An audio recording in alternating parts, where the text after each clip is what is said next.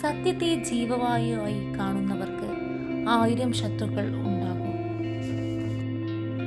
നുണകൾ കൊണ്ട് കൊട്ടാരം പണിയുന്നവരെയാണ് ഈ ലോകം വാഴ്ത്തപ്പെടുക. മറ്റുള്ളവർക്ക് എന്തു തോന്നും എന്ന് കരുതി തങ്ങളുടെ അഭിപ്രായങ്ങൾ മറച്ചു വെക്കുന്നവർ സൂക്ഷിക്കുക.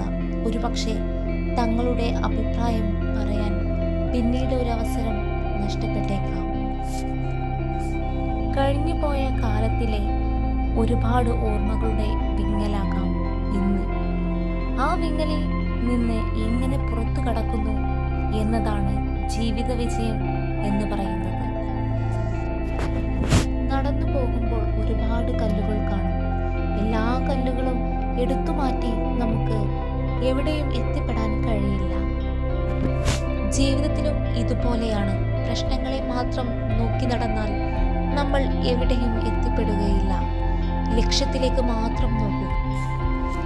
ജീവിതത്തിൽ ഒരിക്കലും പണത്തിൻ്റെ പിന്നാലെ പോകാതിരിക്കുക. പണത്തിനപ്പുറം ചില നല്ല ബന്ധങ്ങളെ കാത്തു സൂക്ഷിക്കുക. മറ്റുള്ളവരുടെ കുറ്റവും കുറവുകളും കണ്ടെത്തുന്നതിന് പകരം നമ്മുടെ ശരിതെറ്റുകളെ കുറിച്ച് ബോധവാനാകുക.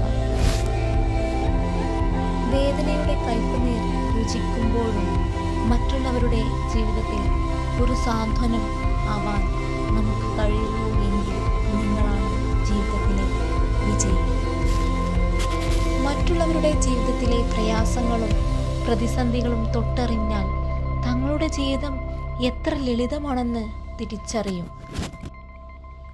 അതുകൊണ്ട് നമുക്ക് കിട്ടിയ ഈ ജീവിതത്തെക്കുറിച്ച് എന്നും നമ്മൾ നന്ദിയുള്ളവരായി പെരുമാറുക.